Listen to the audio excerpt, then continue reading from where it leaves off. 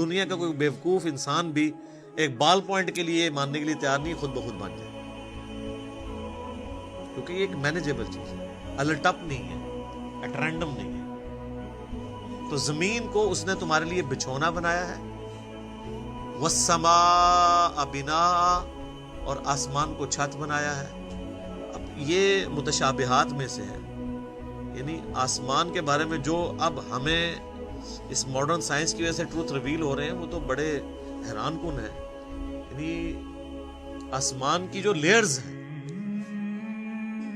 آسمان تک پہنچنے کے لیے جو اللہ تعالیٰ نے لیئرز رکھی ہوئی ہیں، ان کے لیے بھی آسمان کا لفظ استعمال ہو سکتا ہے۔ اسٹریٹوسفیئر ہے، پھر ٹروپوسفیئر ہے، پھر اوزون کی لیئر ہے،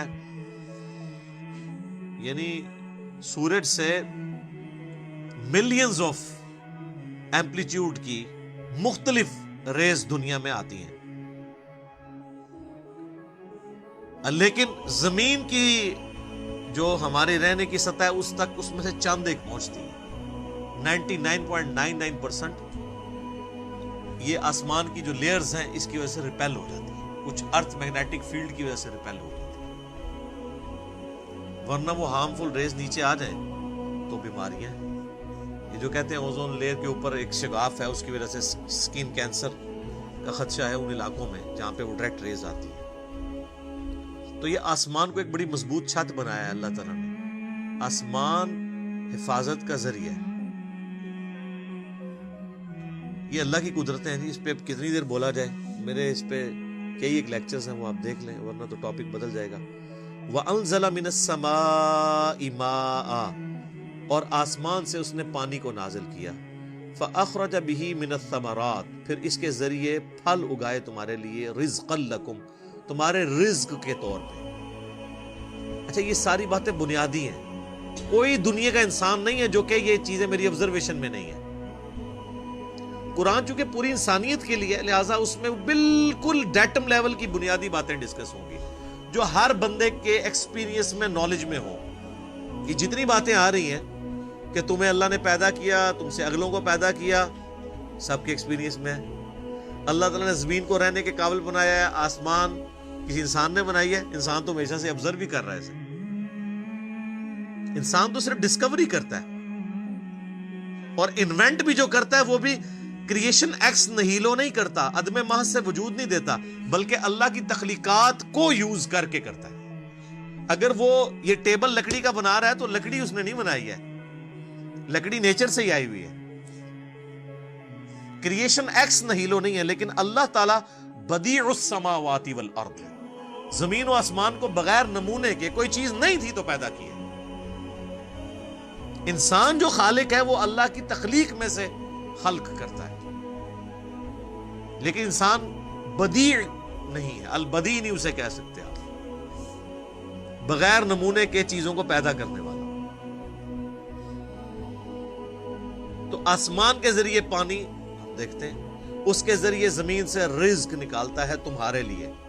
اس میں کیا قیامت مضمر ہے، رزق نکالنا بھی کافی نہیں تھا اگر اس رزق کی کمپیٹیبلٹی ہمارے ساتھ نہ ہوتی۔ آپ شیر کے سامنے تازہ ترکاری لا کے ڈال دیں، بہترین سے بہترین سبزی بھی، وہ دیکھنا بھی گوارا نہیں کرے گا، کیونکہ اس کی جبلت نہیں ہے، اس کے لیے وہ رزق نہیں ہے۔ اور بکری کے سامنے فریش قیمہ لا کے ڈال دیں آپ، اس کے لیے کوئی اٹریکشن نہیں۔ تو صرف رزق تمہارے لیے، رزق یعنی رزق بھی پیدا کیا اور اس رزق کو کمپیٹیبل بھی بنایا۔ اور یہ رزق میں تو میں صرف کھانا پینے ڈسکس کر رہا ہوں، ورنہ تو ہر نعمت ہی رزق ہے۔ سب سے اہم ترین رزق آکسیجن ہے جو ہم انہیل کرتے ہیں، جس کے بغیر ہم 1.5-2 منٹ سے زیادہ زندہ ہی نہیں رہ سکتے، وہ سب کے لیے فری رکھتی ہے اللہ نے، کوئی اس کے اوپر ٹیکس نہیں ہے، کوئی آپ کو خریدنا نہیں پڑے گا، یہ آپ کے لیے فری ہے۔ تو جس اللہ نے یہ ساری نعمتیں دی ہیں، اس نے زمین کو رہنے کے قابل بنایا، آسمان کو تمہارے لیے مضبوط چھت بنایا تمہاری پروٹیکشن کے لیے، آسمان سے پانی نازل فرما کے زمین میں سے نباتات اگائے، اس کے ذریعے تمہارا یہ فوڈ سائیکل چلتا ہے سارے کا سارا، سب کچھ زمین سے ہی آ رہا ہے، چاہے وہ جانوروں کی خوراک ہو، چاہے پودوں کی خوراک ہو، چاہے ہماری خوراک ہو، زمین مر جائے تو ساری مخلوقات مر جائے. تو اللہ فرماتا ہے جس نے یہ سب کچھ کیا ہے فَلَا تَجْعَلُوا لِلَّهِ أَنْدَادًا وَأَنْتُمْ تَعْلَمُونَ، پھر اللہ کے ساتھ کوئی مد مقابل نہ ٹھہراؤ اور تم جانتے تو ہو کہ یہ کوالٹیز کسی اور کی ہے ہی نہیں ہے. یہ توحید تو تمہارے اندر موجود ہے کہ اللہ کے مد مقابل کوئی نہیں ٹھہرایا جا سکتا. مجھے بتائیں قرآن کے سٹارٹ میں جو توحید بیان ہوئی ہے، اس توحید کو پڑھ لینے کے بعد کوئی کسی بابے کو پکارے گا؟ کسی مرے ہوئے شخص کو پکارے گا؟ کسی زندہ شخص سے وہ چیزیں ڈیمانڈ کرے گا جس کا وہ اہل ہی نہیں ہے؟ امپاسبل. کتنی بنیادی بات ہے. بس یہ ساری نعمتوں کے عوض میں تم سے ایک بات مانگ رہا ہوں، فَلَا تَجْعَلُوا لِلَّهِ أَنْدَادًا، پس مت بناؤ اللہ کے ساتھ کسی اور کو مد مقابل ند کے طور پہ. وَأَنْتُمْ تَعْلَمُونَ، اور تم جانتے تو ہو کہ کوئی ہے ہی نہیں ایسا کہ جسے بنایا جائے مد مقابل. کون ہو سکتا ہے؟